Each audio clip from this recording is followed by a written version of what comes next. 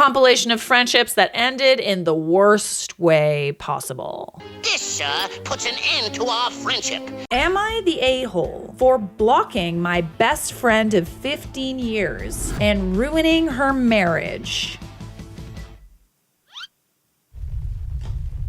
Hey everybody, welcome back. This story is from the Charlotte Dobre YouTube subreddit. I, 30 female, met my best friend Jen, 29 female, freshman year of high school. From the start, we were thick as thieves, had an apartment together in college, we were in each other's weddings, truly someone I thought I'd be causing chaos with in the retirement home. That is, until last year. Jen had started a new job and there she met Drake. Wow. They seemed to really hit it off. She talked about him all the time. I asked her if this was turning into something, and she assured me that no, she loved her husband. I was like, wait a second, I'm sorry, isn't she married? It was just nice to have a new friend she could chat with at work. I didn't believe her, neither do I, because she had that kind of giddy schoolgirl with a crush type of behavior. But I figured it was probably just a crush and things would cool down once the newness of this guy wore off. I told her to be careful and not to let something fleeting ruin her relationship with her husband. Harsh, but true. Sometimes you need to give your friends some tough love. A few weeks later, she tells me her brother Sam was having a house party and my husband and I should come. Her brother was the sort who had a party for pretty much any occasion he could think of, and my husband and I had been to quite a few of his parties. So it sounded like a fun night out. Night of the party, we show up at Sam's house and there's very few cars in the driveway. Thinking maybe we're early, we go to the door and knock and Jen welcomes us in. We walk inside and there is no one there except for Drake, who is sat on the couch watching TV. I give Jen a what the f look, and she apologizes for her party fib and says that she didn't think I would come over otherwise. What's going on here? That's suspicious. That's weird. She says Sam is on a work trip and asked her to stay at his house to watch his dogs. Since her husband Arthur wasn't able to come with her, he works shift work, Sam said she could invite some friends over if she felt unsafe being alone in the house overnight. So she invites the guy that she has a low-key crush on from work. Got it. I said okay, but why would that make her think she needed to lie to get me to come over? Because she invited the guy you told her to stay away from. She said she thought it would be the perfect opportunity for her to introduce Drake to her best friend. But again, like, why lie? But she assumed I wouldn't want to come if I knew Arthur wouldn't be there. I said, if nothing fishy is going on, why wouldn't I want to meet her new friend? She said I made such a big deal about it last time we spoke about him, and she didn't think I approved of their friendship. I mean, it's not like you don't approve of the friendship. I would argue that you don't approve of her sneaking around with this guy, which she's kind of already doing. I'm so slither and sneaky because I'm a snake. She said that my husband and I were already here, so we might as well just hang out and play some board games and maybe watch a movie. I said, okay, and we stayed to play some games. Jen and Drake had some drinks while we played, but I don't drink because of the medication I'm taking, and my husband doesn't usually either, in solidarity. Ooh, love that. After a few games, we decided to watch a movie, and Jen and Drake were getting rather cozy on the couch together. Cozy, you say? Okay. Which made me pretty uncomfortable. So instead of staying to the end of the movie, I decided to leave. They both pretty much ignored me when I said we were taking off, so we left. I tried to contact Jen over the weekend to basically ask her what the heck all of that was about, but she seemingly had fallen into a hole in the earth because she was not answering my calls and my messages were being left on unread. Then, Monday afternoon, I get a call from Sam, furious at me. I beg your finest pardon. He's calling me disrespectful trash, saying he always knew I was a bad friend and how dare I treat him or Jen this way. What did she say? I'm flabbergasted and I tell Sam I genuinely have no idea what he's talking about, so can he take at least a minute to explain why he's talking to me in this way? He says he got home from his trip early that morning to find his house absolutely trashed.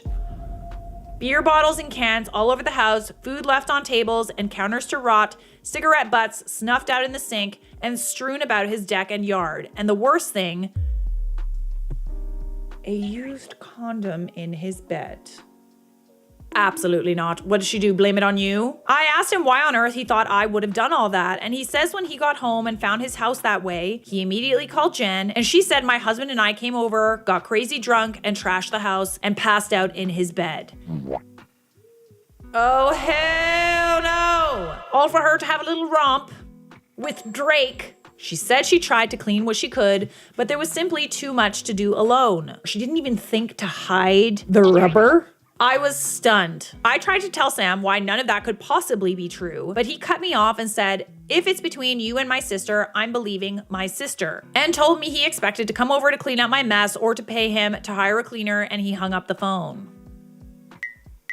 I immediately called Jen, who of course did not answer. I was livid at this point, so I sent her a text that said, if you do not answer my call, I'm calling Arthur and telling him everything.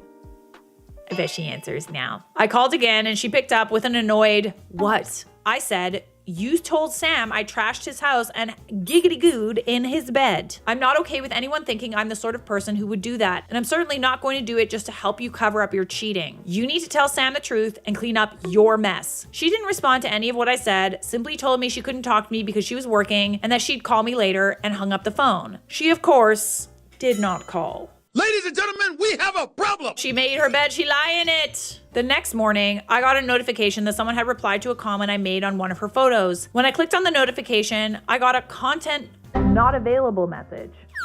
She blocked you. Oh no, you calling Arthur. You calling Arthur right now. Confused, I tried to go to her page and realized she'd blocked me from her social media. Did she think blocking you would make it go away? There's no problem that can't be ignored if we really put our minds to it. No, I'd be so mad. In my anger, I blocked her as well and also blocked her number and Sam's number. Then I sent a message to Arthur telling him about the affair with Drake. He thanked me for telling him and said he suspected something was going on, but he didn't really have proof. I didn't speak to Jen, Sam, or Arthur at all after that day. I found out months later through a mutual friend that Jen and Arthur had gotten divorced. Apparently, after my tip, Arthur had secretly installed an app on Jen's phone that sent him a copy of all the messages she sent or received. What app is that? For research purposes. So he had a full transcript of the messages between her and Drake. I know I was wrong by Jen, but I can't help but feeling like I took things too far in the heat of the moment. But maybe I just miss my friend and I'm still mourning the loss of a longtime friendship. What do you think, Reddit? I mean, I'm sorry, but she's the one that blocked you. It would be one thing if she felt like regretful in any way, if she, was just like so apologetic, she made a mistake, she agreed to tell her husband or whatever, but she was not sorry, dude. She blamed the trashed house on you. She hid it from her brother that she trashed her house and was having an affair. She blocked you when you told her that you would expose her. I understand you miss the good times, but this to me sounds like this person already discarded you as a friend. Quite frankly, I would not want a friend like that. It is one thing if a friend makes a mistake. It is an entirely different thing when someone is not regretful, doesn't take responsibility, somehow makes it your fault, and then proceeds to block you. I'd be so livid if I found that out. If I found out that a friend blocked me, I'd be like, oh, hell no. I'd buy a billboard at the bus stop that they go to. I'm going to tell your husband. Typical around and find out situation. She brought this upon herself. You told her what would happen and she proceeded to block you. This is a friend that you really don't share that many values with at the end of the day. This is a really good comment that explains it. Not the a-hole at all. You're missing your friendship with who you thought she was. This is the thing, right? When you miss people that do you wrong, you miss the idea of them. You think about the good times and like you miss them at their best. I'm sure you really thought that you were gonna grow old with this friend and yeah, like you said, cause chaos in the retirement home. And that sucks to lose a friend like that, honestly. Not the a-hole, she didn't even have sense enough to clean up after that wild weekend. Then threw you under the bus and expected you to just take the hit without warning. That girl deserved everything she got. She was asking to be caught. She really was. You may have helped to end it a little sooner, but it was inevitable. She was reckless and people were getting suspicious. Yeah, that's a very good point. Her husband was already getting suspicious that something was happening. You just confirmed. Friends like that, you don't need. People assume if you hang out, you condone and possibly also cheat on your your partners, who needs the drama? Opie responded, her not cleaning anything was what confused me the most. Either she was expecting that I would just willingly take the fall, or she assumed her brother wouldn't rat her out. I genuinely don't know what her thought process was. Honestly, I feel like she wanted her marriage to end, because that is genuinely very careless. I say not the a-hole. We got some more bestie drama for you. Don't go anywhere. Am I the a-hole for not participating in my friend's scheme to convince a restaurant to buy his ketchup? My friend Zoltar, fake name, that's a good fake name, has been obsessed with ketchup ever since I met him. He's always trying out different recipes to make his own ketchup and getting me and all our friends to try them. Recently, he made his best ketchup yet. I tried it. It wasn't bad. It was ketchup. Now he's decided he's finally going to break into the ketchup game. Okay. He is convinced he's going to launch his own ketchup company and grow it to be one of the top providers of ketchup in the US. He literally has a photo of Heinz ketchup on a dartboard. He throws darts at it and mutters things like, I'm coming for you. I will look for you. I will find you. And I will kill you. How quirky. No, I don't doubt that his ketchup is good. It's just a very niche side quest, okay? Anyways, he has a scheme he wants me and others to participate in. Essentially, it involves us all going to a restaurant, sitting at different tables, and enacting lines from a scene he wrote that will culminate in all of us trying and loving his ketchup and convincing the manager to buy it. He wants us all to memorize lines. Get the out of here. Wait, but like, this is kind of good marketing. The gist of it is one guy's supposed to call over a waitress and said he likes the French fries, but he hates the ketchup. I'm supposed to lean over from another table and say, sorry to butt in, haha, but I have to agree. I'm tired of this old-fashioned, factory-produced ketchup. Where's the real tomato flavor? Where's the flavor? Where's the flavor in this? After a few other people do this, my friend is going to say, you guys won't believe this, but I'm a ketchup chef and I have a few samples. Would you want to give it a shot? This sounds like a hella scam. It's not even like an authentic, like you love this f***ing ketchup so much. You gotta memorize the interactions. Like, what do you mean? At this point, everyone is supposed to try the ketchup and act astounded by it and basically all exclaim it is the best ketchup they've ever had. Okay, so lie. At least it's not bad. I'm supposed to stand up on my table and make a trumpet sound effect and then yell to the entire restaurant, we have the best ketchup ever made over here. Everyone come on over. Oh no, not the standing on the table. Did everyone clap after? Like what? There are ways that you can support your friends in their endeavors. Lying is not one of them. One of the other people is supposed to get the manager of the place over, and we're all supposed to try and convince him or her to buy an order of my friend's ketchup. He's going to act surprised and embarrassed and try to tell us to stop putting this poor guy on the spot in regards to the manager. He then assumes he will make a huge sale. Then he wants to do the same operation at other places in town. I told him, no way am I doing this. I hate public speaking and acting and having attention focused on me. Also, the idea is just so dumb and crazy to me. I told him that straight up. He acted offended and said I'm ruining his dreams. Hang on. No.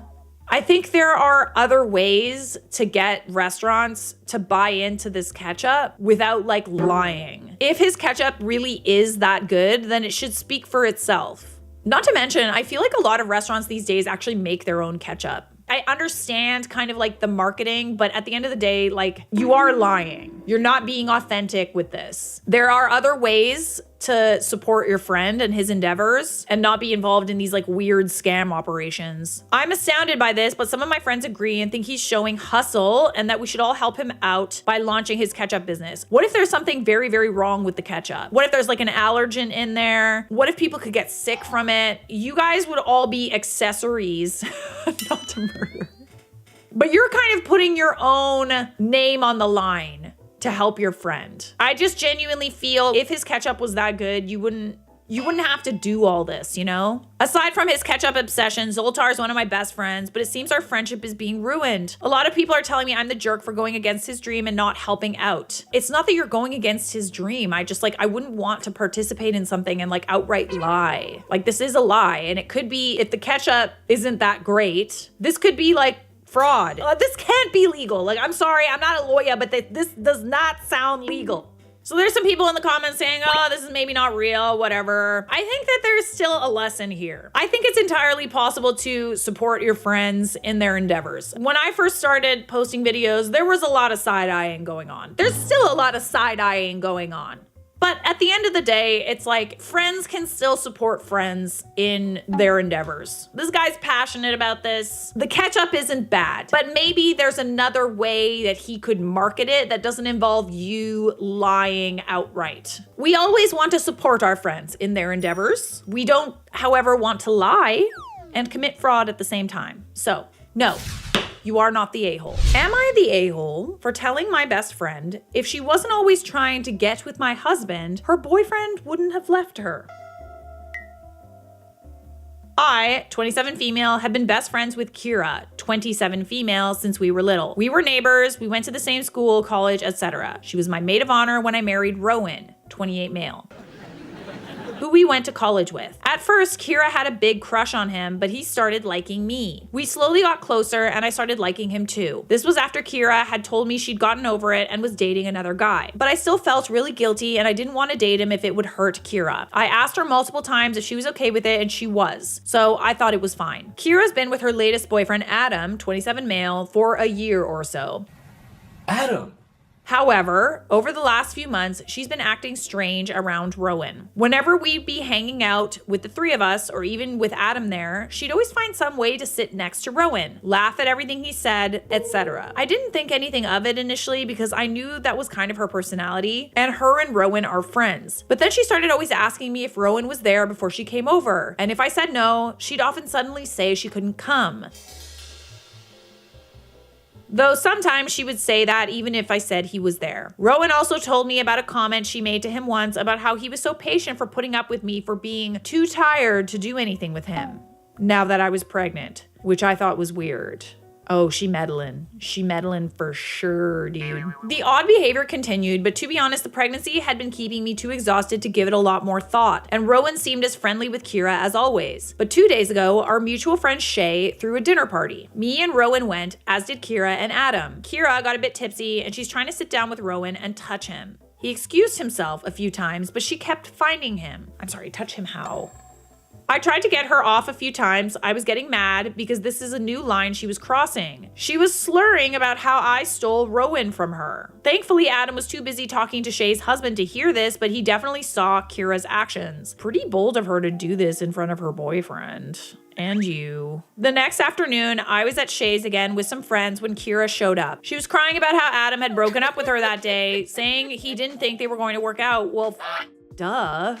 What did she think was gonna happen? I couldn't help but feel like she brought this upon herself. She asked me, "Aren't you going to say something?" So I said, maybe Adam wouldn't have left you if you weren't trying to get with Rowan all the time. Some of our other friends were shocked to hear this and got mad at Kira. Some got angry with me, saying Kira was just really friendly with everyone and that was a horrible accusation to make. Friendly is one thing, but continuously crossing boundaries and being told to stop and still crossing those boundaries? That's not friendly anymore. It's not so friendly. I would say it's the opposite of friendly. Kira was upset, saying she couldn't believe I thought that of her and maybe we weren't that close. I mean, it's not just you, like her boyfriend also broke up with her because she was being inappropriate, so... She left in tears and I left soon after too. Now, I don't know, maybe I was wrong. Kira had been drinking at the dinner party and might not have meant what she said, and the other stuff could have been nothing. I mean, it clearly, again, wasn't nothing because her boyfriend broke up with her. Maybe this was too harsh to say to her after a breakup, and we could have talked privately, not in front of our friends. Am I the a-hole? No. To be honest, it doesn't really sound like you guys are gonna be friends after this, but like she also put herself in that position. So why do people ask if they're the a-hole for like retaliating against someone that's an a-hole to them? I swear, Am I the a-hole is just a bunch of people pleasers.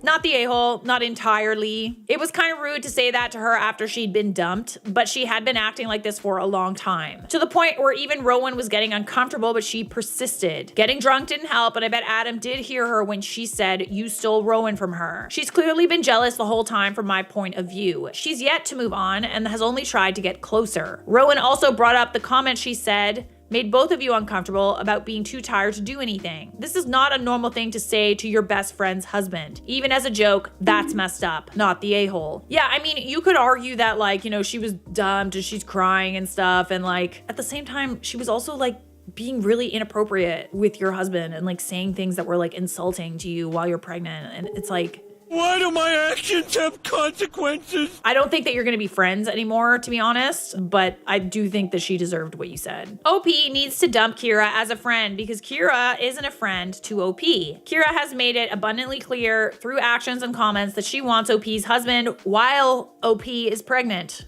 Important distinction. Kira is despicable and should be booted out of OP and husband's life. And OP, being drunk, did not put those ideas in her head. Yeah, I agree with this. It just made her have the courage to finally say it. Being drunk just made Kira stupid enough to express them in public. Alcohol did you a favor by having Kira express exactly what she's up to, trying to steal your husband during a window, being pregnant, when OP is most vulnerable due to emotional and physical discombobulation of being in advanced pregnancy. This alone is just plain evil on Kira's part. I would agree with that. Not the a-hole, not even in the same universe of being an a-hole, other than a-hole Kira being in the same universe. No, I agree with you. When you put it like that, it's like, yeah, no, she really is doing all of this while her best friend is pregnant. Diabolical, really. Diabolical. Not the a-hole for what you said, but why are you keeping this person in your life? I also second that. She's not your friend. She's been actively your husband, and you continue to keep bringing her around. I would argue that, like, now it's blatantly obvious. I'm sure her friend was being sneaky. Nah. To the point where it's like, okay, well, this is not like entirely blatant that she's doing all of this, but I would agree. If you continue being friends with a person like this, you're kind of being an a-hole to yourself and your husband. So, not the a-hole, but if you keep this person in your life, you are. I feel like we got time for one more. Just one more. Just a little juicy one. Am I the a-hole for telling my friend I don't want to end up like her after she told me to lower my standards?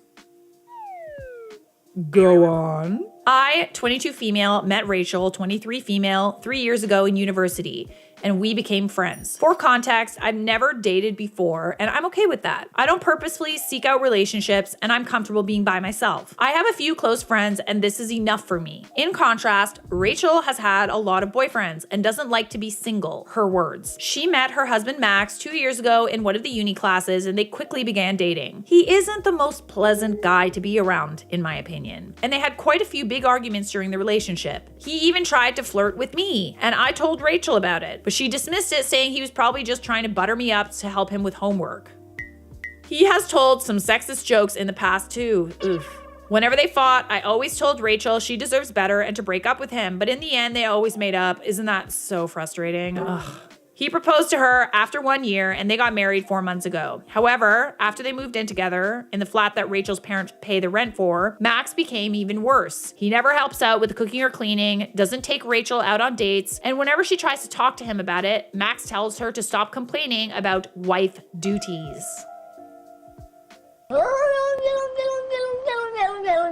What about husband duties?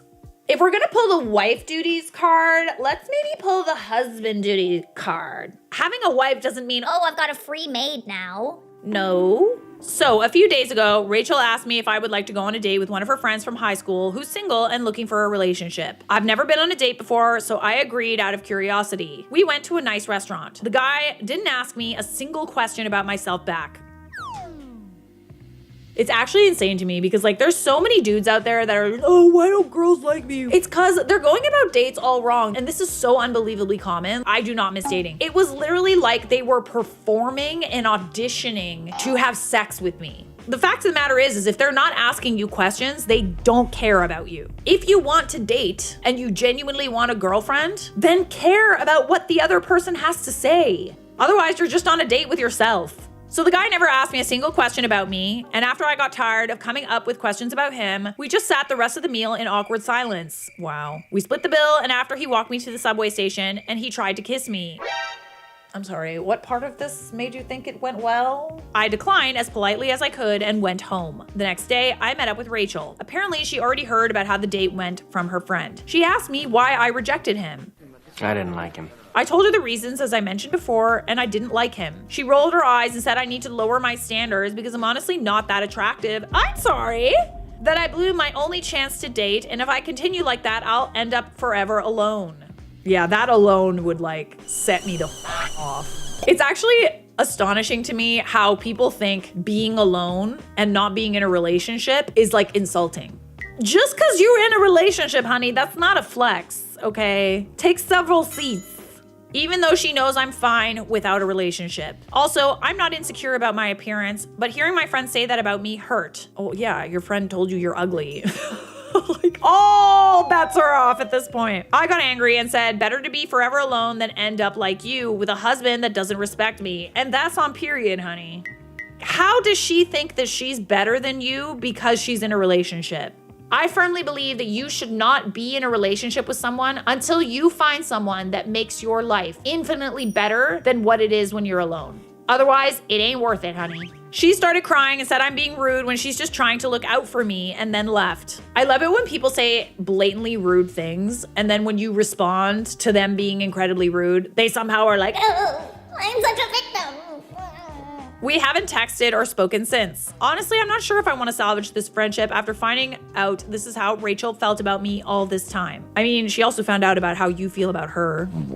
However, I feel guilty for saying this to her when I knew it was a sore spot, and also for kind of blaming her for the fact that her husband is awful. So am I the a-hole in this situation? You did kind of blame her. He's being horrible to her. But at the end of the day, you have told her time and time again that he's not good for her, and she chooses to stay. After that, it's kind of like, I'm sorry, but you're being an asshole to yourself. You're allowing this type of behavior in your life. You're saying that you don't deserve better than that. Quite frankly, maybe you don't. If that's what you're willing to put up with, maybe you don't. And I understand there are nuances to this argument. I understand it's very hard to leave a relationship that's horrible sometimes. However, after a while, if you refuse to leave, you are being an a-hole to yourself. So are you the a-hole in this situation? I mean, I feel like she was the a-hole first. Around and find out.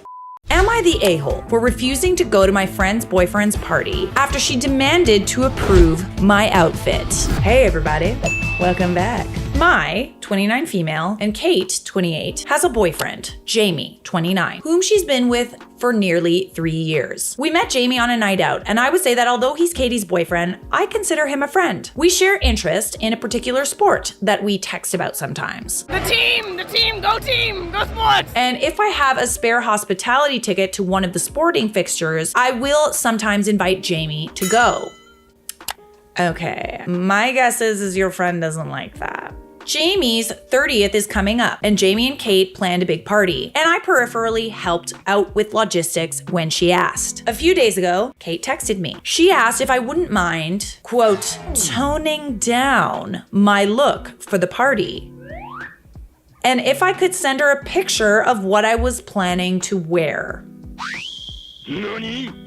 Oh, absolutely not. No. Unless you have a friend that like literally shows up like butt naked.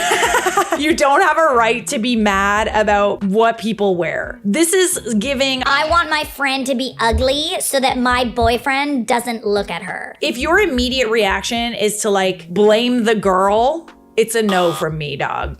You should want your friends to look their absolute best at all times. And even if they don't want to look their best, you should support that. I asked her what this meant. And after asking several times if she Really had to say it. she asked if I could dress verbatim. Basically, what I would consider frumpy.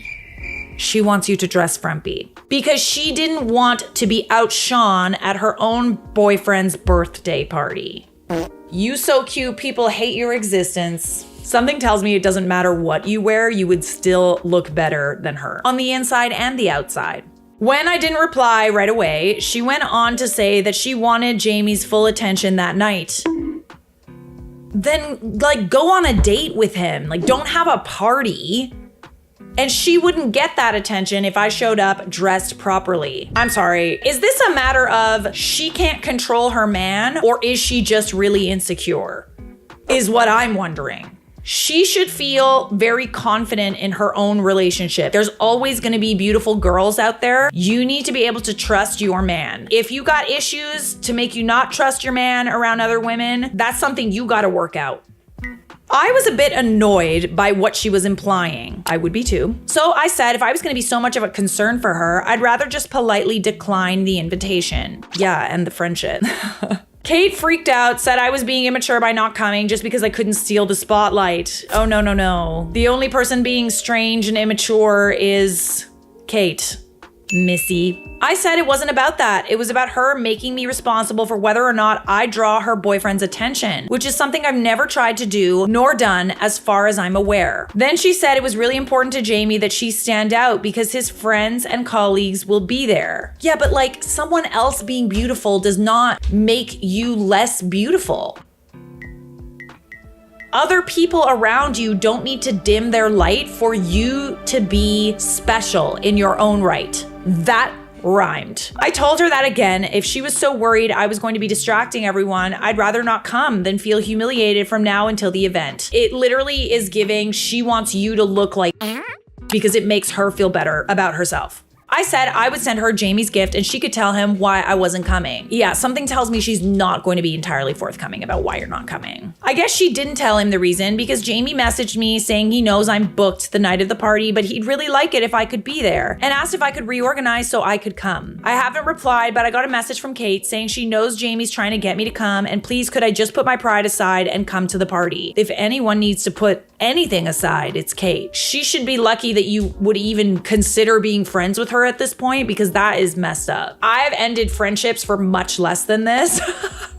It's because when I see the red flags, it's like, okay, I'm not gonna let this get worse. I have ended friendships because friends were like upset that I was getting attention or upset that like I was doing well. I have stopped genuinely talking to those people as much, if not at all. Yeah, this to me is like inconceivable that you would wanna continue being friends with someone who could ever feel this way about you. Inconceivable. I asked if she was gonna ditch the outfit policing, but she said no. So I said I would not be coming. I think you need to tell her boyfriend that. Maybe it's just the messy in me, but like I'd tell him. She didn't reply, but I've since received a couple of texts from mutual friends saying that while her request is ridiculous, Kate is aware of that. She's just desperate to be seen a certain way, even if it's pathetic. I would probably feel the same way in her shoes. I wouldn't go that far. I wouldn't go that far. Other people doing well in life and being, you know, beautiful should be like celebrated, not toned down. It has literally nothing to do with you. And it doesn't make you any less beautiful. What does make you less beautiful is how you're behaving, Miss Kate. Other friends I've told who don't know Kate say I should not bow to the pressure and that she's nuts for even asking. And I don't disagree. But I also feel bad for skipping the party when it's Jamie's birthday and he asked specifically that I come. So should I be going? Probably not.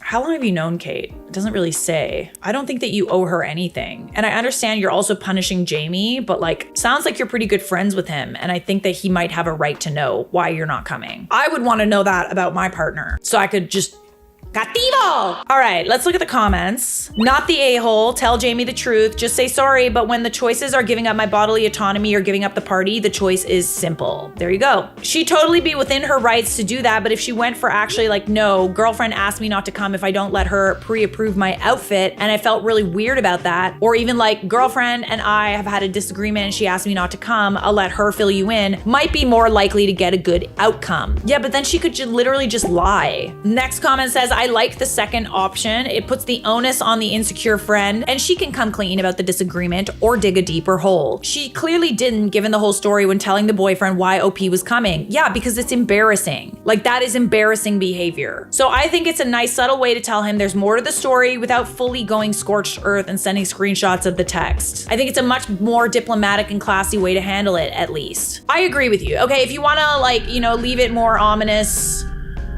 mysterious, if you will, just go for it. Something tells me that when he finds out, the relationship will end anyway. Okay, so we do have an update. As surprised as I was that so many people said to tell Jamie, I did realize it was the right thing to do. So I texted him and told him Kate was insisting I dressed a certain way. Jamie called and explained. A couple of months ago, Jamie and Kate were out with a few of his friends. These same friends that I mentioned in my comments are not fond of Kate, and everyone had a lot to drink. They were talking about how they met their significant others, and the story of Jamie and Kate meeting came up. Apparently, during the telling of this story, Kate asked Jamie why he decided to hit on her rather than me, and one of his friends joked that it was because he knew he didn't have a shot with the hot one, me. Kate asked if this was true, and Jamie, having way too much to drink, explained in a way that made it sound kind of true. Okay, so like, listen. Listen. That sucks to hear. I would feel some type of way about it, but that's not OP's fault. You want to be chosen first. Like, I get that, but like, this is just like doomed. I'm sorry. I'm sorry, this is doomed. He said he did notice me that night and thought I was attractive, just seeing me. He said he would never have approached me because he knew he would never have a chance with someone like me. So in that way, his friend was right. He said that speaking to Kate was the absolute best outcome because he loves her and plans on spending the rest of his life with her. But even knowing this, Kate has taken this extremely hard. And even though she says she's over it, he's noticed changes in her behavior that seem to be related to that. He also admitted that he'd been planning to propose to Kate at that party, and that is why he wanted me to be there. But after hearing this on top of the way she's been handling the situation, he won't be doing that anymore. I get where Kate is coming from. I do. I'd be kind of annoyed about that too, but don't be mad at like your friend. She didn't do anything. It would be different if you like, you know, sort of crossed the line a little bit with her boyfriend, but not like, you can't help the way that you look.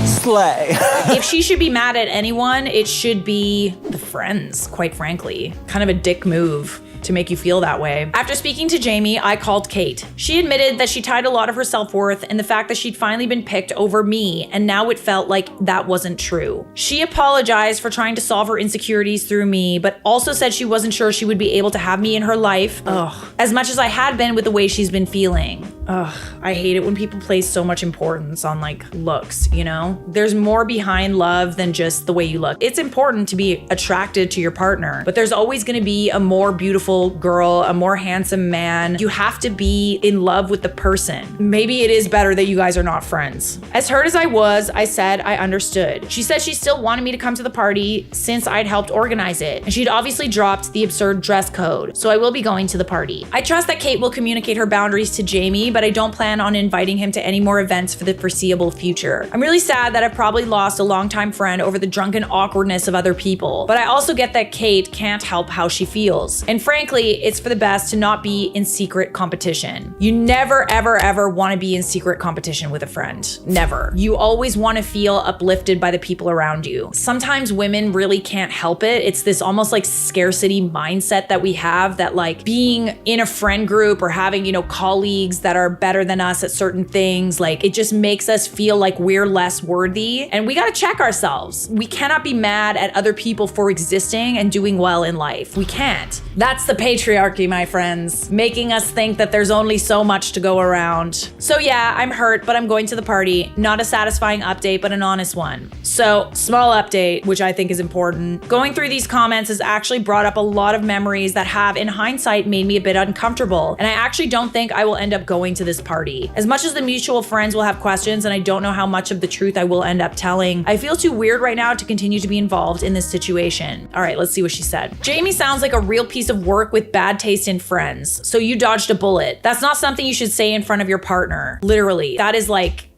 so inappropriate and like, quite frankly, irrelevant. It's hurtful and it's mean. And like, I understand that they don't like Kate, but like, it's none of their business. Drunk or not, that is not information that they should have shared. I hope Kate gets out of this relationship before it gets any more serious and you two can mend fences. But either way, be glad he didn't think he had a shot with you and you can just walk away from this whole drama-filled mess. So people in the comments are basically saying that the boyfriend still likes OP. You know, he's kind of bringing things up about, you know, I didn't have a shot with you, like you're the hot one. Especially, you know, maintaining the friendship the way that he is. I don't know, it could be innocent, but it could not be. And like, knowing the history there, like that's a little odd. Well, it's true. These guys are just weird. This is heartbreaking for Kate. You did nothing wrong, and she obviously was out of line with what she was asking of you. But I can't imagine hearing your partner say that would be an easy thing to get over, especially if she's insecure. I mean, yeah, that's a very good point. I still genuinely feel like it's not something that she should be mad at OP for. I can understand why she feels the way she feels. At the same time, it's just weird. I don't want to feel like I'm in competition with my friends, like ever, ever, ever, ever. She shouldn't have asked. He shouldn't have said what he did or exposed her to his friends if they have a history of not treating her well. I'm sorry you're losing a good friend over this. I hope she takes a step back from him and you guys patch things up. Their relationship doesn't sound healthy at all. Me personally, and listen, this is my opinion. That's my opinion! I don't like to feel like I'm in competition with my friends. The way that the friend feels, Kate feels about OP is that she always feels like she's never picked, which is like a feeling. I've also felt that way. But like never have I said to my friends that they need to like look less hot. No one wants to know that their partner feels that way. I get why Kate is mad, but she shouldn't be blaming her friend. That's how I feel. I do not want to be in competition with my friends ever. That is friendship ending for me. So those of you who are like, oh, feel bad for Kate, feel bad for Kate. I do feel bad for Kate. And I'm allowed to change my take kind of as the story goes on, by the way. What? No. It sort of seems like sometimes people are like, you picked the wrong person to defend. At the end of the day, me personally, that is friendship ending. Words of affirmation and being uplifted by my friends and people that I love is literally like my love language, okay? It is so important to me. That would be a deal breaker for me, but might not be a deal breaker for other people, and you're entitled to that opinion. So, are you the a-hole for refusing to go to my friend's boyfriend's party after she demanded to approve my outfit? No, you are not. Ever. Ever. Am I the a-hole for being upset my best friend didn't tell me she got married until nearly a week later? We got time for one more, right? Oh, I hope so. I hope so. So, my best friend, 20 female, and I, 19 female, have been friends for about 5 years now. And we were recently both pregnant. She's 7 months and I miscarried at the beginning of February. Oh, I'm sorry to hear. It's not fun. She has distanced herself from me since then. Even after I told her that talking, hearing, or being involved in her pregnancy was still perfectly fine with me. But it was almost like mostly radio silence from her aside from a few small conversations. Her whole pregnancy, she decided she wanted to get a courthouse wedding before she gave birth. She explicitly told me she wanted me to be there when she got married and for her baby shower. Ooh. Her baby shower came first. I wasn't sure what was happening with it because she said she might do 2 with each side of the family, her now husband's family and hers. Until one morning when she texted me a photo of the set of a baby shower / gender reveal. So she didn't invite you. She didn't ask if I wanted to come, didn't tell me when it was, just a photo of the setup the morning of. Then I got a text saying that she was having a girl later that evening. This was a planned party that I heard absolutely nothing about beforehand, after she said she wanted me there. I let it go and I didn't want to stress her out in her pregnancy, especially since I wasn't sure if I wasn't just hurt because of my sensitive feelings since it happened 3 weeks after my miscarriage. Next was the courthouse wedding. I found out the day after it happened through Facebook. Ooh, that's gotta hurt. I can understand her not wanting to hurt your feelings by being involved in anything like baby related. Like I can't actually because you've said that you don't mind, but like the wedding. She's not your friend. No text from her telling me it was happening, no message that it happened that night, nothing. Even the next day. Yeah, because she knows she should have invited you. She got married on the 1st. She just decided to offhandedly tell me today as if it was just something like the weather changing, and I can't help but feel incredibly hurt. I mean, yeah, I would as well. You clearly consider her a way better friend than she considers you. She did you a favor. I consider her almost like a sister. I've even given her a place to live when she needed it. And I was always there wanting the best for her. And she told me she wanted me there when she got married. But she didn't even tell me herself until almost a week later. I understand it was her day and it's her choice to who is there. But she called me her best friend. She said I was important to her and she wanted me there, but I didn't even get told by her until a week later and found out from Facebook with radio silence from her until she told me today. Oh, call her out, babes. Call her out, dude. Absolutely not. She texted saying she wanted me there and that she was going to come pick me up. Still never told me she was going to do this. So I still wouldn't have had any clue even if she did come to pick me up. But work got in the way. But she was able to have her parents, sister, another couple, and their kid, and now husband's sibling there with her. She managed to get 7 people together to watch her get married, but couldn't even tell her parent best friend until nearly a week later. It's one thing if she just wanted like her parents there, like that's totally fair, right? Like it's small, it's intimate, but there were other people there. I feel horrible being upset by this because I don't want to stress her out or hurt her, but this is now 2 major occasions she said she wanted me there for, and I didn't find out until either the last minute or after it's already over. Call her out, babe. Call her out. I'm dead serious. Call her out.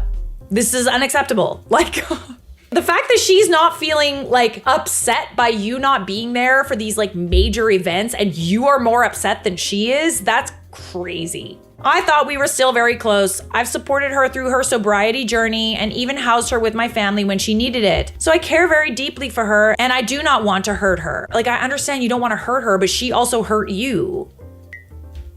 Being pregnant does not excuse you from like having to face the consequences of your actions. I understand you don't want to stress her out and stuff like that, but at the same time, you don't need to like yell at her, but you do need to say something. Or don't, like, I don't know, like avoid the topic if you need to, but like this obviously hurt you. As much as I love the stonewalling and avoidance and stuff like that, I do hate conflict, but I recently resolved a conflict for the most part, where I said how I truly felt after honestly like 6 months of like saying nothing. It gave me time to understand why I was upset and time to like not be angry. So I'm not mad about how I handled it. I feel like I needed to calm down because I also was like left out of things and like wasn't treated as a friend, and that hurt me. I did tell her eventually how I felt, and at least there's no more confusion now.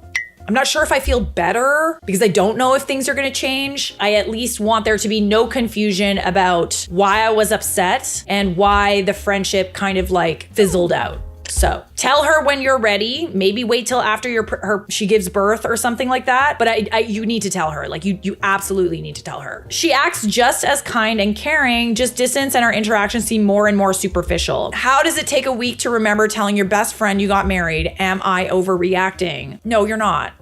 She's treating you like you're not a close friend anymore. And that's hurtful because you consider her a very good friend. Top comment said, sounds like she isn't as good of a friend as you thought. Yeah, there you go. And it hurts to find that out. Like it really, really does. But at the end of the day, it's like the person that you're protecting is also the person that hurt you. Maybe take some time, figure out how you want to say it calmly. Always start with like, I feel hurt. Like don't come at it with anger, but like you should tell her how you feel. She's not your best friend, sorry. Yeah, this is like inconceivable for me. This is sadly the age when childhood friends pass into acquaintances. I'd recommend that you go out into the world and look for more friends. This girl will probably come back to you when she needs you again. I mean, I didn't want to say it, but you need to find friends who put similar amount of work into their friendships. It hurts a lot to find out that the person that you love like a sibling doesn't feel the same. I'm sending you hugs. Yes, big hugs. Big, big, big hugs. It happens. I get it. It really sucks. Like it's almost worse than like a breakup, like a romantic breakup. When this happens with someone that you really, really care about as a friend, it's really, really hard to get over, especially when you've known them for so long. Like it's so tough. I definitely empathize with you there. Sometimes friendships fizzle out. Sometimes they end. You should talk to her about it and come tell us what happened. Am I the a-hole for giving my friend first aid on a sensitive area? You may be seated. This happened the other day. I, 23 male, was at a pool party at my best friend Greg's house. There was also a slip and slide set up and people were using it. My friend Amy used it and screamed. The whole party turns to her and she's clutching her breast and there's blood pouring out of her hand. She slid over a rock and cut herself. Ooh, ouchie, ouch kibibble, ouchie Dr. Fauci. I'm in nursing school, so I run over to her and ask to see the cut. She pulls her hand away, and I see that it doesn't look too serious, but it definitely needs attention. I turn to Greg and ask him if he has a first aid kit, and he says yes, in the bathroom inside the house. So I walk Amy into the house and grab the first aid kit. I pause for a second and ask her if she's okay with me helping her with this, or if she wants to do it herself because of where the cut is. And she says, No, I trust you, and I want your help. Okay, so you asked for consent. So we go into the bathroom and wash the cut. I look at it more closely to make sure it isn't serious. I put some Neosporin on it and bandage it up nicely. Amy thanks me, and we go back outside. A couple women come up to Amy and ask if she's okay, and one of them, Sarah, gives me a dirty look, and they kind of lead her away. I go back to where I was sitting and Greg sits next to me and says, some people were talking crap out here. I did my best to defend you, but I figured you should know that they were talking crap about you helping Amy. I don't really understand what they expect. I feel like you did everyone a solid, including Amy. I asked him what he meant and he said Sarah was saying it was creepy how I sprung into action when I saw an opportunity to play with a You sprung into action because that's what you're trained to do. What if it was much, much worse? Like, what if she cut herself so bad and she lost so much blood that like it was like life-threatening? I don't know. What do you expect someone to do who's like a nurse or a doctor? You expect them to just kind of dilly-dally and like... No, like if someone has a cut and someone is hurt or someone's in a situation where they need medical attention, you don't dilly-dally about it. A few of the other women and one guy agreed and were making fun of me. I'm sorry, so like what did they do in this situation? They just sat there and made fun of the person who's helping? What? Got it. I was pretty upset about that, but I didn't want to make a scene, so I just ignored it for the time being. Later that day, though, I was sitting by the fire pit and Sarah was sitting across from me and nobody else was around the area. So I asked her why she was making fun of me for helping Amy. She said, I guess that was a little mean of me. I'm sorry I did that. But I just thought it was kind of weird how you saw her chest was hurt and you ran up to her and insisted to help. He's in nursing school. I know you're in nursing school, but I think you should have let a girl handle it. I mean, is there a girl that's a nurse or a doctor there, or is he the only one? We all know first aid too, so why didn't they help? I thanked her for her apology, and I don't like confrontation, so I just said, all right, I guess I'll keep that in mind from now on. So, update from OP. I called Amy. I asked her how the cut was healing. She said it was healing well and she was keeping an eye on it. Then I asked her if she knew anything about the things Sarah and the others were saying about me and what Sarah said at the fire pit. Amy had no idea. She said the other women were asking her if she was okay and what happened, but she assumed they were worried about the injury, not my helping her. And Amy was absolutely pissed and went to the friend group chat and tore people apart that were talking crap about me, especially Sarah. Sarah and the others apologized to me in the group chat, but Amy kept going and said I shouldn't accept their apologies because they sat back and talked crap on the one person who stepped up and helped her. Yes, Amy stood on business. What a good friend. Amy also asked Greg not to invite Sarah to the next pool party and Greg readily agreed. A few of the others tried to say that was too far, but Amy told them to shut the F up and do something next time someone's hurt instead of sitting on their butt and insulting me. Ooh, this is spicy. I fail to understand how they could pass this kind of judgment on someone who is literally helping their friend. Like, are they jealous that you are the better friend in this scenario? Like, I don't understand the motivation here. Maybe they feel like they should have done something, so they're making you look bad. I don't know. I don't understand the logic. But yeah, that's a really, really rude thing to do to someone who helped your friend. Not the a-hole. You asked permission before helping and she consented. There you go. You literally did everything right. Okay, we do have an update. Greg followed through on not inviting Sarah to the next party. She was upset about it, but accepted it. Then 2 days after the party, she called me and asked if we could meet in person and talk. Interesting that she wants to talk now that she's not invited to the pool parties anymore. She didn't really seem too ready to apologize when she was still invited. I don't trust this girl as far as I can throw her. And I can throw very far. I actually can't. I have very little upper body strength. Let's change the phrase to, I can trust this girl as far as I can high jump. Which is quite tall. I said okay, and we met at Starbucks. She looked really sad and apologized to me profusely. She said she doesn't know why she said those things about me. She thinks she was ashamed of being frozen in fear when Amy got hurt. And she took that shame out on me by insulting me. Okay, but like, that's odd.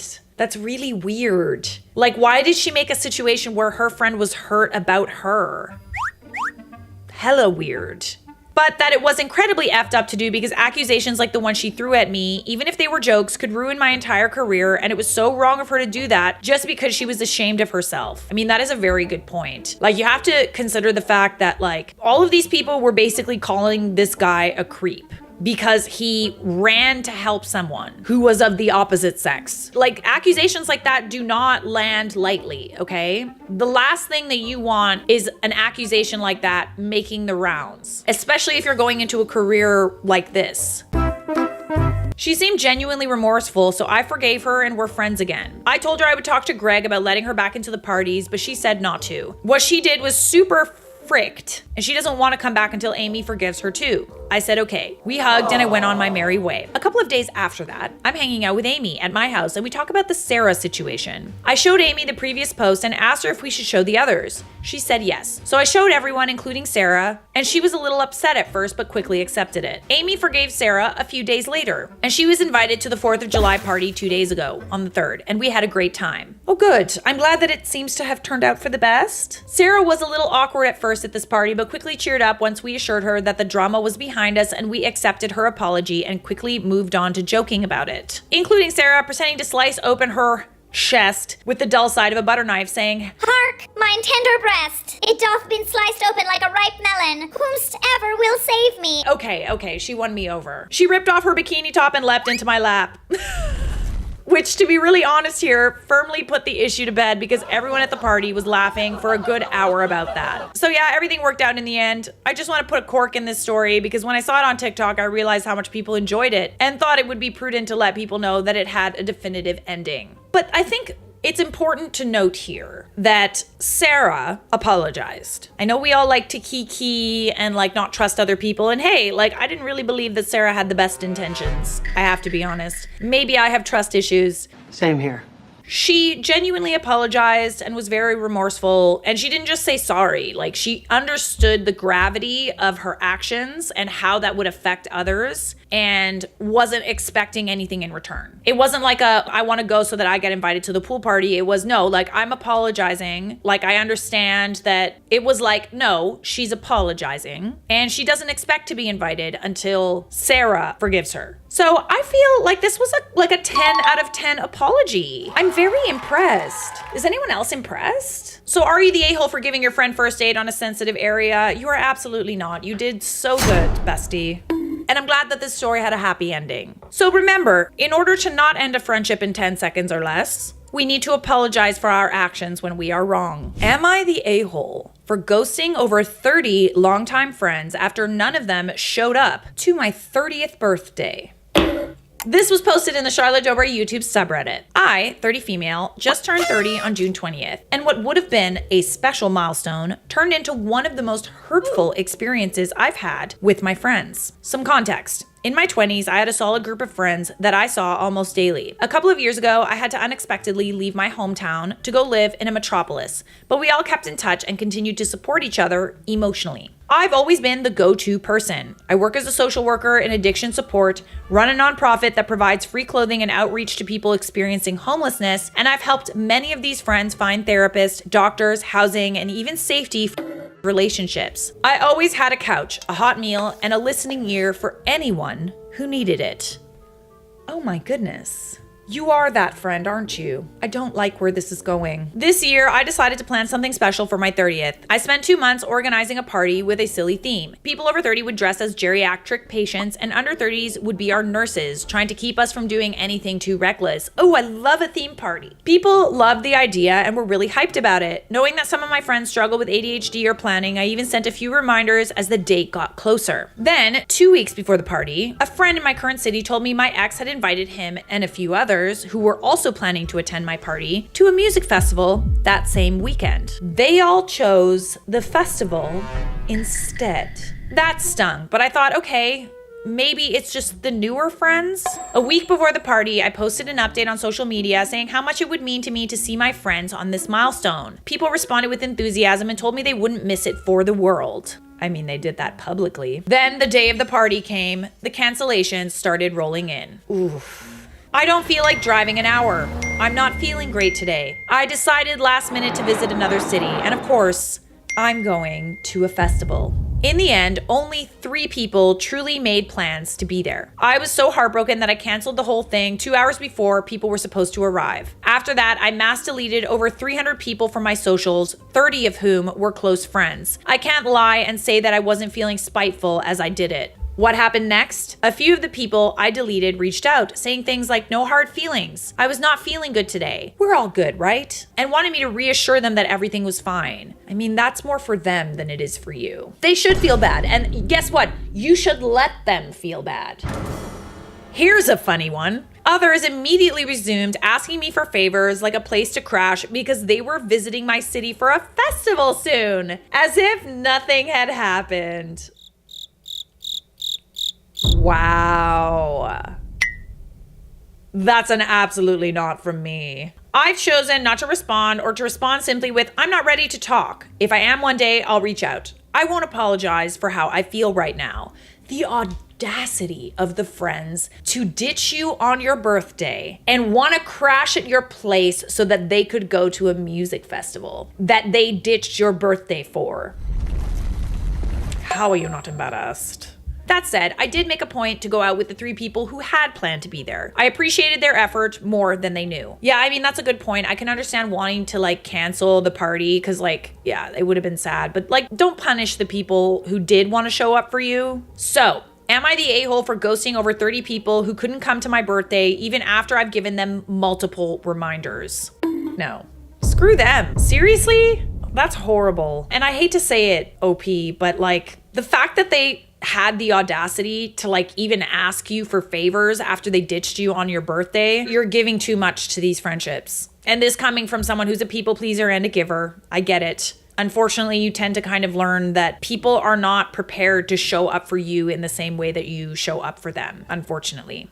And I'm not telling you to not be a giver anymore. I'm telling you to be a giver to those who deserve it. Update number 1, not my last update, but to clarify, I'm getting a bit roasted over the theme for my party. This theme wasn't only chosen by me. I actually like the theme. I think it's hilarious. Have you not seen all those TikToks of like girls dressing up like old ladies and going out? Like, it's hilarious. It was picked by a group of people of all ages, as most of us met while we were performing circus acts. And I usually do themed parties. People did show real excitement for the event. When I saw that, I was like, okay, then maybe people don't want to dress like an old person or something. No, it's super fun. And like, I actually thought about doing an old lady bachelorette, but we decided on a different theme. Maybe it's not everyone's cup of tea, but if you know and love me, that party's level of silly is in tune with my whole energy and the one I used to look for in friends. However, I just wanted to tell you that I did offer changing the theme after the first batch of people dropped out. So yeah, I guess people are saying, oh, they didn't want to go because of the theme. And I'm like, I'm sorry. Theme parties are hilarious. They are hilarious. And if people don't want to match that energy for your birthday, then screw them. That's not an excuse to not show up for a friend's birthday. Okay. OP like updated, said, you know, she offered to change the theme. No, these people would have just preferred to go to the music festival and that's it. Update number 2. I decided to send a message to 7 of the people who did not come. These were people who were longtime friends who I felt deserved an explanation. It is really shortened for time, but the main of it was similar to this. Hey, I wanted to share something that's been on my mind. For my 30th, I planned 2 months ahead, hoping to spend time with people I care about, but I ended up alone despite people telling me they would come, and honestly, it hurt. I'm not blaming anyone in particular because if it was just you and the others that came, I wouldn't have thought so long about this, but it made me reflect on my relationships and how much energy I give versus receive. I'm realizing I need more balanced connections where I'm not the one reaching out, organizing, or holding space. If we're going to stay close, I need you to make the first move. I care about you and hope we can reconnect in a way that feels mutual, but I also understand if you outgrew this relationship and need to make place for other things. This is very emotionally mature, I must say. Most of the people who reached back were apologetic and told me they would make more efforts in the coming month to show me they cared about our friendship. That's like the very, very least that they can do. It's one thing for 1 or 2 friends to not be able to show up. I feel like they all collectively decided to go to this like festival together. One person opened up about how she's been isolated from most friends since she got sober and is finding it hard to be a present friend to anyone. We talked for a while and decided we would remain good acquaintances for a time being and catch each other when we are in the same city. If we are going to work out eventually, we need to both not ask for extensive support for one another, and that's really okay with me. One person already invited me for a do-over between the both of us, where we are going to celebrate both of our past birthdays together, and I honestly really love that. She's taking me in nature to go fishing, which I love. 2 people I was a bit more hurt by told me they were going to try. I'll give them the benefit of the doubt and we'll plan anything or help until I can trust them more. I'm really impressed that you decided to communicate that like you weren't going to be the one to try anymore. I kind of been the person that has felt like I'm the only one putting in effort in certain friendships, so I've taken a step back, but I haven't communicated why. And I'm wondering if I could learn something from you. I don't want to be someone that just pulls back for no reason. Obviously, it's not pulling back for no reason, but to them, they might not understand. I feel like what you did was quite healthy. There was only one of the people who answered back so far that was still playing the guilt trip card and asking me for help. It stings because that person is my oldest friend and the person I put the most energy into helping. I'm gonna let that friendship go respectfully. I'm also not gonna go into too many details yet because this realization still hurts me and I need to process it a bit more. I don't really think that you're the a-hole here. I actually still think that you're being super, super nice. I can tell that you're a social worker because of the way that you choose to communicate. Very healthy. You shouldn't be dishing out advice that you can't take. So it's very, very clear that you know how to handle conflict or difficult situations. You seem quite mature, emotionally so. Not the a-hole. It's unfortunate that people chose to act like that. It sucks that your birthday was ruined, and it's good that you took the initiative to remove all those people from your lives. It taught you a lesson that some people use distance as an excuse to stop being your friend, which I believe is what happened to you. Not the a-hole. When people show you who they are, believe them. I do wonder if any adult can have 30 genuine friends in the first place, though. I mean, that is a very good point. 3 quality friends is a wonderful thing to have. Yes, I agree with that. I think I can count my quality friends on like one hand, and I prefer it that way. I also get very overwhelmed with everybody wanting to hang out all the time. Like, I'm busy, I'm making videos. Maybe we should be looking at it as, okay, you don't have 30 friends that wanted to show up for your birthday, but you do have 3 really good friends that showed up regardless. So you are not the a-hole for ghosting your 30 friends who didn't show up for your birthday. Should I reconnect with my friend who asked to be intimate with my husband? Some context. My husband, let's call him Brett, and I have been together since 2015, when I was in 9th grade and he was in 10th. I am 28 and he's now 29. My high school best friend, let's call her Rachel, and I used to be inseparable. Keyword used to be. We hung out at each other's houses every day. We took her dress shopping with us every year for school formals, and we even got matching belly button piercings when we got older. Needless to say, we were tight. Brett also had a best friend, let's call him Mark, and they were also inseparable. Just a few months after Brett and I got together, Rachel let me know she was now dating Mark. Rachel and I are the same grade, and Mark and Brett are the same grade as well. So our senior year, while Rachel and I were in school, Brett started college and Mark joined the military. It was during our senior year that Rachel decided to marry Mark, so that when she graduated, they could live on base together. Also important to note, her family that she lived with were all drunks, so her home life wasn't great. Fast forward 5 years, Rachel and Mark travel around every few years to a new base, but always would come back once a year to visit. Over the years, we would still talk, but we weren't as close as we were in high school. Me being a people pleaser, I would drop everything and hang out with her anytime they were in town. The only sucky part was that she would also invite all her other high school friends over at the same time, and it always felt like she was pitting us against each other for who could get more of her attention, especially with her friends, let's call them Carrie and Jane. This is important to note later. This particular time she came to visit, they had a big party at Mark's dad's house and invited 20 plus people. I didn't know this until I showed up. I was told it would just be me, her, and her newborn baby, who she just had not even 2 months earlier. She then told me she wanted everyone to meet her new son and apologized she didn't tell me. Again, with me being a people pleaser, I brushed it off. As the night goes on, Rachel, Mark, and most of the other guests besides Brett and myself began enjoying the devil's lettuce. Now for the interesting part. At one point in the night, Rachel hands her baby off to someone and asks to talk to me in private. Oh, about what? I'm gonna sit up in my chair for this one. I was so excited, thinking she wanted one-on-one time with me, which only made the whole exchange worse. She walks with me around to the other side of the house and we sit in some chairs on the back porch. She began asking me all about my life lately and showing what I thought was real genuine interest in me, only fueling my excitement. After about 10 minutes of back and forth, I asked her how her and Mark have been lately with a newborn around. This is when she tells me they've decided to start an open marriage. And they have a man back home in Nebraska living with them that they giggity-goo with as a throuple. Oh. Now I was surprised, but Rachel's always been a bit wild, so the idea of that wasn't totally out of the realm of what I thought possible. I mean, listen, as long as both people consent to it, why not? She went on to talk about how they swap spouses on the base, and they both have been enjoying it. Somewhere in this conversation, I find out this isn't a new thing. Oh wait, she wants to swap with your husband? Oh no. Oh no. Okay, that's weird. Is that weird? Okay, I'm sorry, I'm getting ahead of myself, but it wasn't the title, so. Somewhere in this conversation, I find out this wasn't a new thing. They had been doing this for 2 years. I brushed it off and listened to her talk. I mean, who was I to judge for her trying new things? If that's what keeps them happy, then good for them. Not like it has anything to do with me. That is what I thought until she casually threw in the question about what Brett was like in intimate settings. It caught me off guard, especially because I'm pretty closed off to the conversation with anyone about that part of our life, because Brett gets uncomfortable with other people knowing details, which I can totally understand. So I tell her I wasn't really comfortable sharing that, to which she replies, "Well, I'm hoping you'll let me find out for myself before we head home next week." What? Side-eye cam. Excuse me. I just kind of looked at her and she continued by asking my permission to confront Brett with the offer to sleep with him.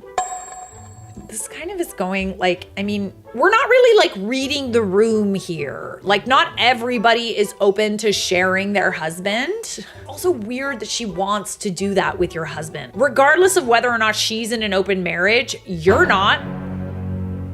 And like, I don't want to know that my friends want to do that with my husband, soon to be husband. Weird. I don't understand how you're supposed to be. Why she's so casual about it. Like what? She even went on to say I could borrow Mark for a few hours in exchange. Okay. In addition, she let me know it wouldn't be weird because they'd couple swapped with almost every other person at the party besides us. That still doesn't make it like normal. She talked about how Carrie and Jane were so generous to switch with her and she felt closer to them than ever. Okay, no. She's dangling a better friendship in front of your face so that she can screw your husband. This is messed up. It felt like she was trying to manipulate me into saying yes because by doing so, I would be on the same playing field as Carrie and Jane. Again, with pitting us against each other. I don't like this one bit. After a few seconds, I felt like something snapped in me and I said no, and I just walked back to the front of the house with the rest of the party. I looked around for Brett so we could leave, but he was so deep in what looked like a meaningful conversation with Mark that I didn't want to ruin that for him. He never gets to see him, so I thought I would wait until they looked like they were done to approach. That, of course, did not stop Rachel from walking right up to them and explaining her and Mark's open relationship and asking him to have sex with her. Absolutely not! You literally just said no. What part of no does Rachel not understand? No. This is weird. The nerve of her to even ask after I said no. Out of curiosity, I didn't interrupt. I wanted to see what Brett's answer would be. His face turned red and he immediately said, "I'm honored you would ask, but no thank you." He then turned and walked right up to me and asked if we could go, which we did. Fast forward to now, 5 years later, and we've barely spoken. At this point in my life, Brett and I are married, and we did invite them to the wedding. Oh, okay, so you weren't married before. I thought he was your husband. Whatever, it doesn't matter. And we did invite them to the wedding, which was awkward, and Rachel only made it worse by telling everyone how she wanted to ruin our wedding. We are pregnant with our first child. Rachel has contacted me on Facebook saying how happy she was for us and wanted to send us a gift. Okay, that's honestly the least she can do. This is the first kind of interaction I've had with her in 5 years. Here's my dilemma. We also have our 10-year class reunion next month, and she asked Brett and I to hang out while they are in town. So your friend manipulates you, pits her friends against each other, wants to be intimate with your husband and isn't shy about it, then did not respect your boundaries when you said no to her proposal of being intimate with your husband, and asked him anyway. Also went around telling people that she was going to ruin your wedding. The answer is pretty clear. How many things does this girl have to do? A lot of time has gone by between then and now, and I know Brett really wants to see Mark, then he can see Mark. But out of respect for my issues in the past with Rachel, he has not asked. That being said, should I man up and say yes to him seeing them and rekindling our friendship, or has that ship sailed at this point? Any outside thoughts would be appreciated, thanks. I understand you feel bad about Mark and Brett not hanging out, but they can hang out without you. And no Rachel. I'd be so weirded out. Like, I'm good. Should you reconnect with your friend who asked to sleep with your now husband? No. Ew. Stop. How many lines does this person have to cross for you to just say no? You're not obligated to see her. If your husband wants to see her husband, go for it. Make it clear that she can't be there, because we all know what might happen. But like, seriously, how much disrespect do you have to witness firsthand for you to not want to be around someone anymore? Like, please, for the love of God. Stop. It's not worth it. And plus, like, you don't even freaking see this person anymore. It's weird. No. You can see them at the high school reunion, but you shouldn't rekindle that friendship, especially since she went over your head to try and get giggity gooey with your husband. Oh, here's some inspo for what you can write back, OP. Hi, Rach. I'm not sure where the wires have crossed, but I've wanted nothing to do with you since you tried to... my husband. I didn't want to interfere with my husband's friendship with Mark, but after your disgusting behavior at our wedding, I should make this clear. I find you gross. Stop contacting me or my husband. Thanks. Bye. The title of this story is, Am I the a-hole for telling my sister she should have expected to be outshone by her best friend at her wedding? Hey everybody, welcome back. Throw away because I don't want any family members finding my real account. My sister, Anne, 29 female, has been best friends with Ruby, 30 female, for as long as I, 25 female, can remember. So growing up, Ruby was like a second big sister to me. Sisters. One thing that is important to note is that Ruby has always had the most outrageous fashion sense possible. She's the person that would wear those runway outfits you think no one would actually wear. Okay, so she a little camp. Gotcha. Anne got engaged pre-COVID. Almost as soon as it happened, she started being really weird to Ruby. When she made me maid of honor, I was kind of surprised because they've always sworn to be the maid of honor at each other's weddings. But I'm her blood sister, so it wasn't that weird. But I was completely blown away when she made a group chat and I found out Ruby wasn't even a bridesmaid. What? What? Best friends? And she's not a bridesmaid. Both me and my mom tried to talk to her about it since we figured they had an argument or something, but she would only say that Ruby didn't care anyway. I know Ruby was hurt, but she didn't want any drama, so I agreed to let it go. Throughout the whole wedding process, my mom kept asking Anne if she would invite Ruby, if she would ask Ruby's opinion, etc., etc. But Anne refused to have any contact with her or talk about anything related with her whatsoever. This is strange. Why? What happened? I'm like kind of hurt for Ruby. Like I understand she like dresses really like out there and stuff, but like what exactly happened between them? Or did anything happen? And does your sister just feel some type of way about Ruby? On Saturday, my sister was married. She had a beautiful outside, socially distanced wedding, but she was seething the whole time because of Ruby's dress. It wasn't at all outrageous by Ruby's standards, so I don't believe that she wanted to outshine my sister. She wore a quite simple wedding dress, but that was her choice. As maid of honor, I of course went to her fitting, and that was literally the one she chose. And you know, you have a right to wear like a simple, elegant wedding dress. If that's what you want, a lot of brides choose that. Anne has been cursing Ruby out and saying that their friendship is over ever since, like she hadn't been ignoring her all through lockdown. Doesn't make sense. I feel like the friendship was over, honestly, when your sister chose not to include Ruby in the wedding party. Finally, I just said that she's been friends with Ruby most of her life and she knows what she dresses like and that she should have expected this. If it was that much of a problem, she should have found a way to mention it to her or just made her a bridesmaid. I mean, making someone a bridesmaid so you can control what they wear is like kind of Psychotic. Kind of sus. I mean, yes, that would have been a solution to the problem, but like, why are we policing what people wear now? Like, if she looked nice, that's the only thing that you should be worrying about. I fully believe that Anne compares herself to Ruby and doesn't like that Ruby looks better than her. Anne lost it with me. She sent Ruby some really horrible messages after she screamed at me. She didn't say a word to me all of yesterday, but she's bad-mouthing me to our dad, who is on her side. What side? What side? What side is there to take, honestly? Like, I just... You should be happy that people showed up and showed out for your wedding and wanted to look good for you. Ungrateful. My mom has told Anne that she should apologize to Ruby for the nasty messages she sent and for yelling at me, so Anne isn't talking to her either. I don't even know what's going on, but Ruby swears on her life that they didn't even have an argument or anything pre-COVID. Anne says it's none of my business and I should be supporting my real sister. Loyalty is not blind, okay? Loyalty, like, you can support someone, but I also would argue when your friend or family member is sort of acting out and like not behaving in a way that's right, I would argue that like telling them the honest truth shows that you care too. Honesty's the best policy. I wouldn't say that Anne is behaving in a way that's like respectful right now. There's some sort of deep-rooted jealousy going on here, and Anne tried to make Ruby small by not including her in her wedding party. She's resentful for some reason. Resentment?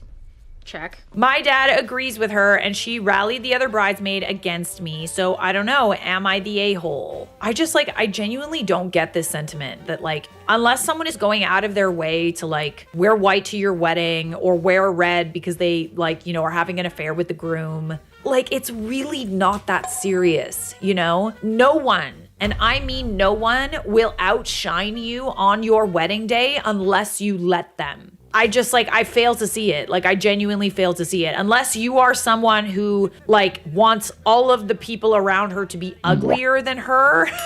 There are times in life where your friends or your family members or your coworkers or whatever are going to look good. Believe it or not. That doesn't make you look worse. What does make you look worse is how you behave.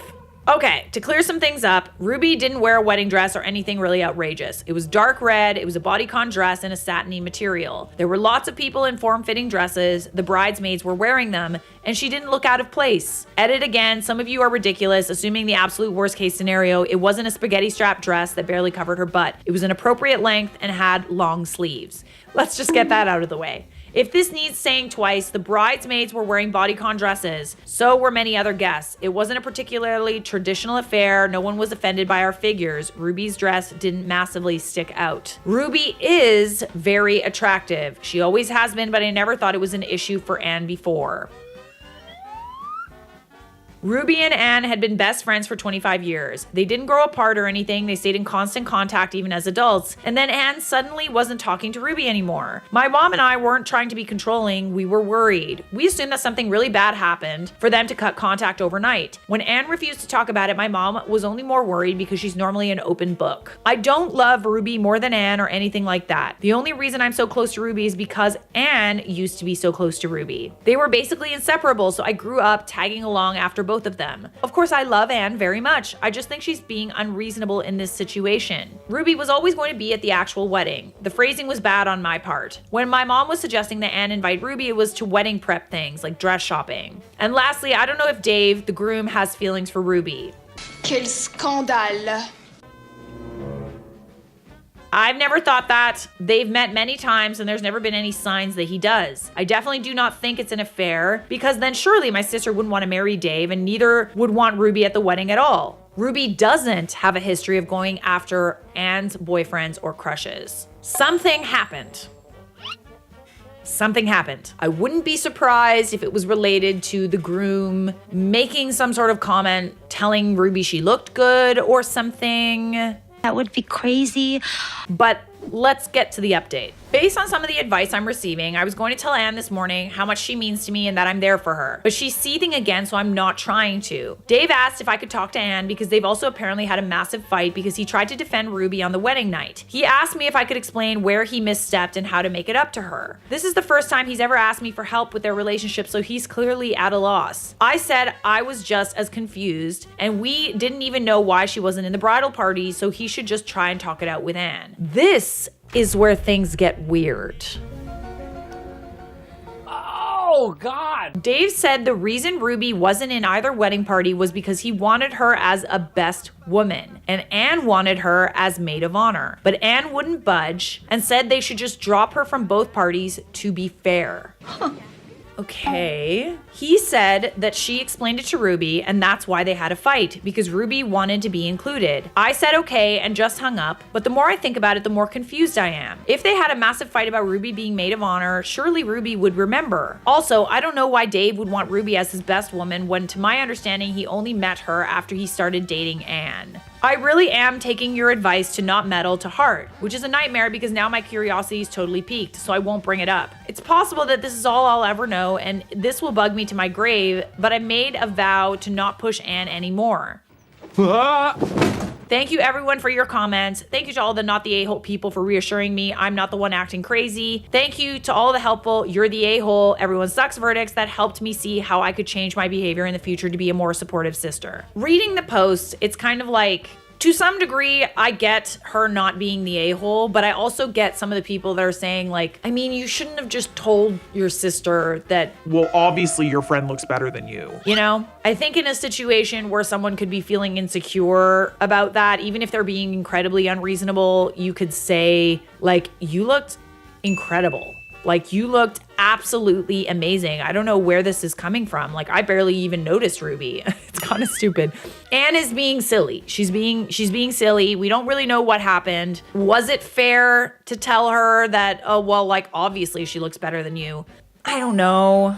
With the context of Anne kind of behaving weirdly, maybe it makes sense, but at the end of the day, I do genuinely feel like this is really a silly thing to be upset over on your wedding day.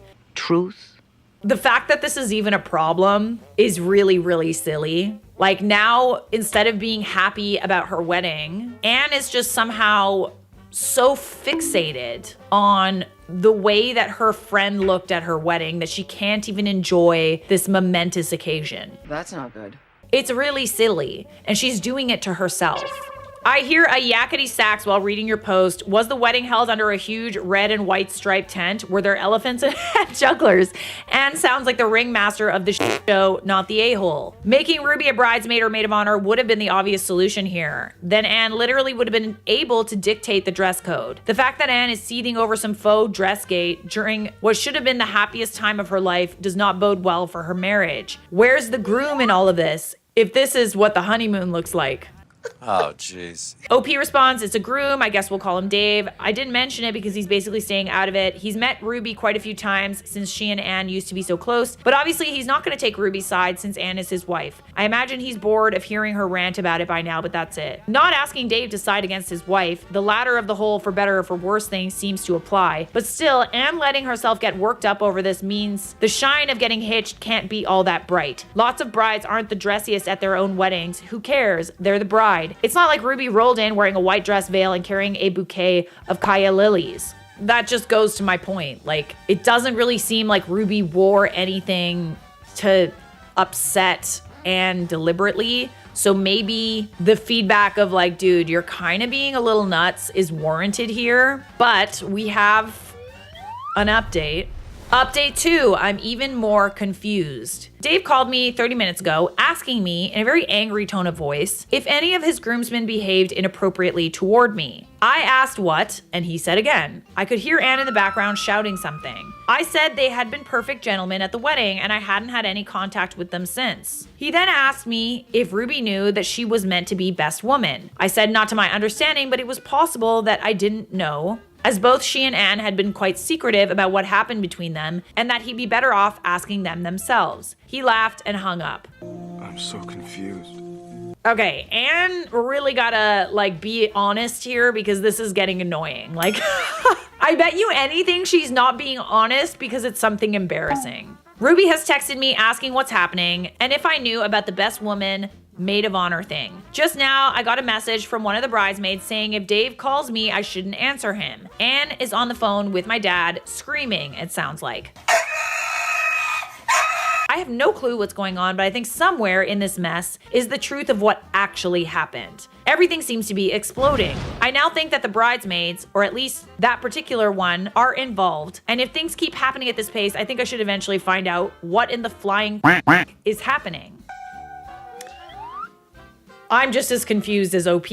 This is a clusterfuck, for lack of a better word. What a mess. Update 3. There has been a lot of shouting and tears today. Honestly, I'm exhausted, but so many people have commented for the update, so here it is. I'm still kind of in shock. Anne has been lying to just about everyone. The story is very complicated and long. Sheriff, he's over here. This list is actually what I use to wrap my own head around it. It's all the facts I have in chronological order. I'm gonna need a sip of water for this one. Number 1, Dave has been to jail and is an ex-addict. He met Ruby before he met Anne. After he recovered, he was really struggling with money and Ruby helped him a lot. He considers her to be one of his closest friends. Okay, that I guess explains the whole fighting over her being maid of honor thing. 2 years later, Dave was doing well at his job and was much more stable and functional. Around this time, Ruby introduced him to Anne. 3, Anne was very reluctant to have a relationship with Dave because of his past, but she had strong feelings for him. Eventually, they began dating, but she was still ashamed of the person he used to be. So she told us they met over a dating app. Dave consented to this at the time. 4, as Dave became more comfortable with himself and their relationship became more serious, he told Anne she needed to be honest with us about his history. She agreed to tell us, but she didn't.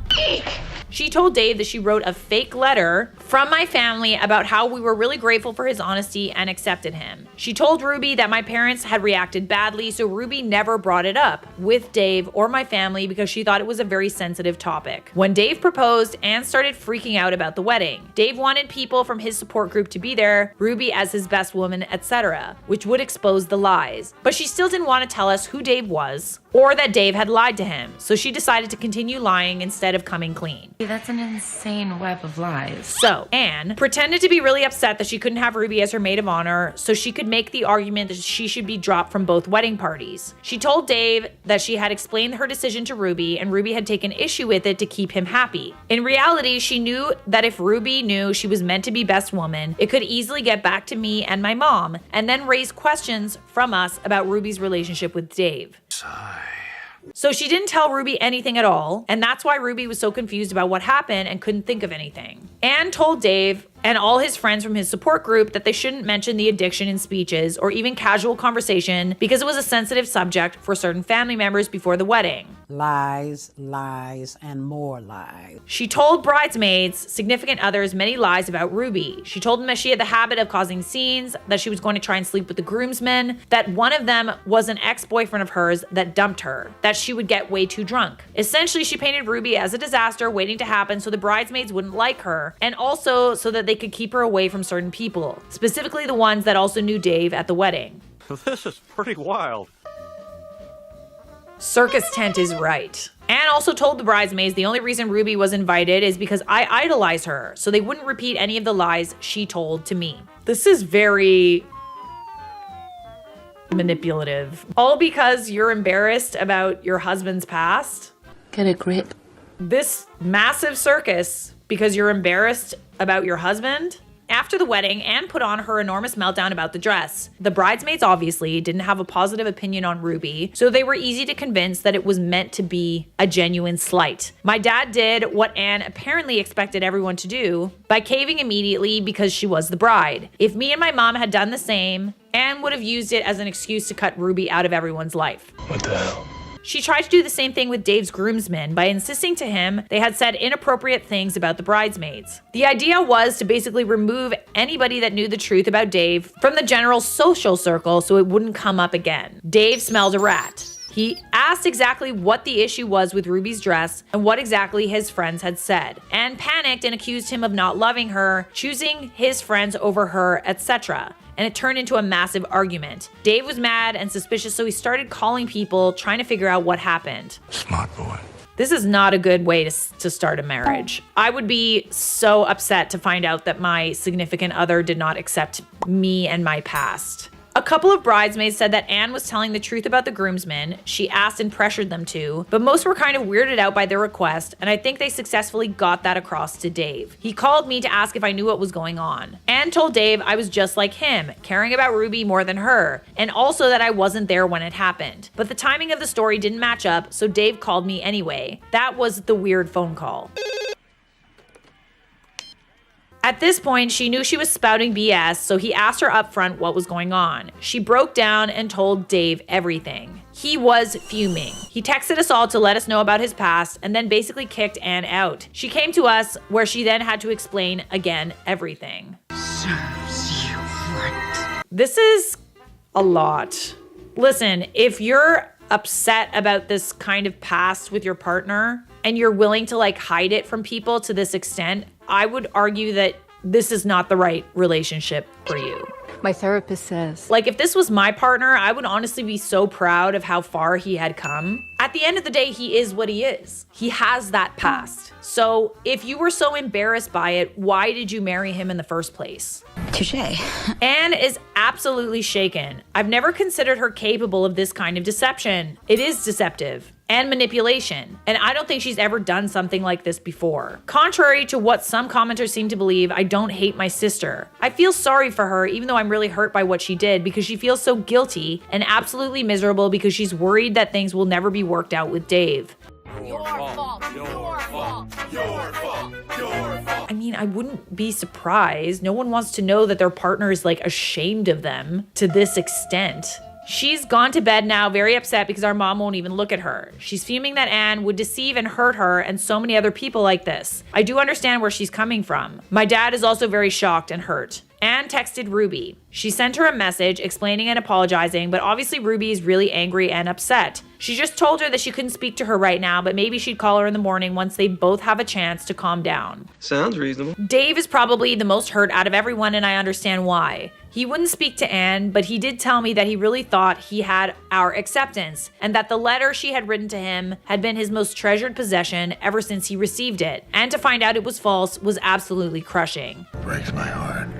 I told him we did accept him for who he was and nobody blamed him, but I didn't think it helped much. He has asked for distance from our family, and I understand why. I'm not sure he'll be willing to speak to Anne again, or if he wants to be her husband after this. I wouldn't blame him if he goes on to find someone else. Thanks, Reddit. It turned out everyone was way off base, although I don't think anyone could have predicted this. I definitely could not have predicted any of this. This is way far out of left field. I can understand complicated feelings of like being embarrassed about your significant other's past, but going to this extent to like cover it up with your family members is just plain cray-cray. Have you lost your mind? Like, it's just plain cray-cray. And the truth always comes out. I don't know how she thought that this would just stay under wraps. Especially, you know, with like this whole weird dress thing. Dude, weird. Quite frankly, if this is how you felt about your own wedding, like, it doesn't surprise me that it's, you know, the marriage is probably over. Girl, bye. So we have one more update. The past 2 weeks have been very stressful. Anne and my mom have been fighting and crying for most of it. We learned that this deception of Anne's was not out of the blue. She's had this obsession with her image for a very long time. She confessed to a lot of stuff from secondary school and her job. Some of it was worrying and some of it was really scary and manipulative. I feel so distant from the person she's become. There's tension between us that I'm not sure will ever go away, even though it really pains me as well because she's my sister. This sucks. Ooh, okay, so the lying seems to be a little pathological, perhaps. Once my dad heard of some of the revelations, he decided Anne should go to a therapist. Anne really struggled against the decision, which led to a massive fight between her and my dad. I've never seen my dad so angry. Neither has she, which is probably why she eventually agreed. The therapist is supposed to help Anne process her emotions after everything that's happened, and also hopefully get to the root of her problem. Roots. You know, roots. A lot of the comments suggested our family wasn't healthy in the way we interact with each other. I'm conflicted on this because on the one hand, me and my mom were right that something was very wrong, but then that doesn't mean we didn't behave badly, if that makes sense. So I suggested family therapy. My parents are looking into it. Hopefully we can learn a bit more about boundaries and each other and eventually move on. Anne has been talking a lot to Ruby. From the sounds of it, Ruby's still very upset, but I have been taking the advice not to meddle so much in their relationship and I'm leaving them to it. Me and Ruby still speak a lot, but not about Anne. The drama. Dave sent a message 2 days ago that I think has sadly resolved this very terrible situation. After learning that this is a pattern of behavior, he doesn't think that he wants to be in a marriage with Anne at all, as he feels she hasn't only hurt him deeply, but deceived him about the type of person she is. Yeah. I mean, imagine that, you know, you think that you like really love someone and that they've accepted you wholeheartedly, but on the other side, what's actually happening is that they're literally lying about everything to everyone. It's like, who are you even married to at that point? Who is this person? Who are you? You don't know how to trust them. Like, quite frankly, I don't know if I would want to be with someone like that either. I know from Ruby that he's also seeking therapy and has confided in friends about what happened, so he has a strong support system around him. I'm not getting involved with him other than that, as I think he deserves distance from my family after everything, but knowing he's okay does make me feel a little better. Anne has taken this news badly. When she first got the message, I think she had a panic attack. She was breathing really quickly, shaking, and crying. She knows Dave learned about her past from Ruby, and she's absolutely furious with Ruby for telling him. He had a right to know. Enough with the lies, okay? No more lying. What's wrong with me? Basta. Finito. She's just as preoccupied with the thought of being someone divorced as she is with the fact that Dave is leaving her. Yeah, it's very much about the image, right? Like, I don't even think that if it's really even about Dave anymore. It seems to me that your sister Anne really, really cares about people's perceptions of her to a fault. I am not okay with fake smiles. I really hope that the therapist helps her get better, and although I'm not taking it as hard as my mom, I do feel guilty for not noticing this sooner because she's just not well. Yeah, no, there is something pathological about Anne and the way she chooses to move, and I do think she needs therapy to get to the root of why she cares so much and why she feels the need to lie so much. She's not gonna ever be happy until she gets over it, and I would also argue that maybe there's a bit of an addiction to lying as well. Lies, lies, lies. Maybe she saw her addiction to lying as sort of similar to Dave's addiction, and that's why she fell for him. But at the end of the day, it's like Dave was honest about who he was, and she wasn't. And there's something to be said for that, right? So are you the a-hole for telling your sister she should have expected to be outshone by her best friend at her wedding? I think in hindsight, being outshone by her best friend was the least of her worries. Not the a-hole. Subscribe!